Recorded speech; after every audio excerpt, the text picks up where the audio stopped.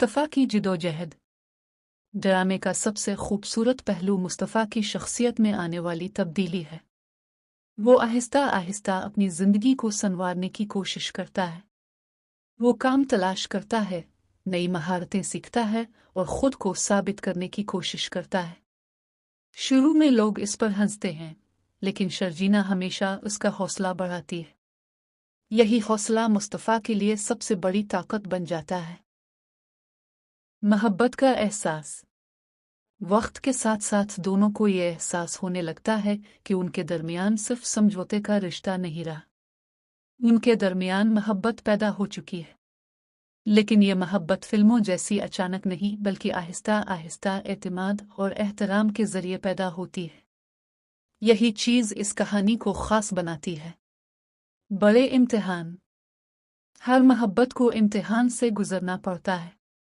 ड्रामे में भी ऐसे कई मौक़े आते हैं जहां मुस्तफ़ा और शर्जीना के दरमियान गलत फहमियां पैदा होती हैं।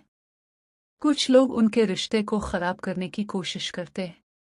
कुछ हालात ऐसे होते हैं जिनमें दोनों को एक दूसरे पर शक होने लगता है, लेकिन हर बार सच्चाई और एतमाद उनके रिश्ते को बचा लेता है। ख़ानदान की हकीकत। वक्त के साथ मुस्तफ़ा के वालिद को भी ये एहसास होने लगता है कि उन्होंने अपने छोटे बेटे को कभी सही तरह समझने की कोशिश ही नहीं की। वो देखते हैं कि मुस्तफ़ा अब एक जिम्मेदार इंसान बन चुका है। यह तब्दीली सिर्फ इस वजह से आई क्योंकि शर्जीना ने इस पर यकीन किया। कहानी का अंजाम। ड्रामे के आखिरी हिस्से में तमाम गलत फहमियां दूर हो जाती हैं।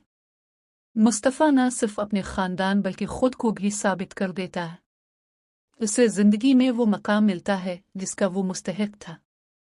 शर्जीना और मुस्तफ़ा का रिश्ता भी पहले से ज़्यादा मजबूत हो जाता है क्योंकि उन्होंने एक दूसरे के साथ हर मुश्किल का सामना किया।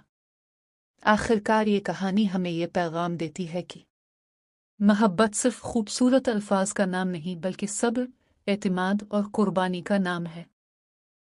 कहानी के आखिर में अदील की हकीकत सबके सामने आ जाती है। शुरू में वो खुद को बहुत कामयाब, समझदार और ख़ानदान का सबसे काबिल बेटा समझता था। इसी गुरूर की वजह से इसने मोहब्बत के बजाय दौलत को तरजीह दी और शर्जीना से शादी तोड़कर अमीर लड़की रुबाब से शादी कर ली। लेकिन वक्त के साथ इसकी ज़िंदगी बिगड़ती चली जाती है।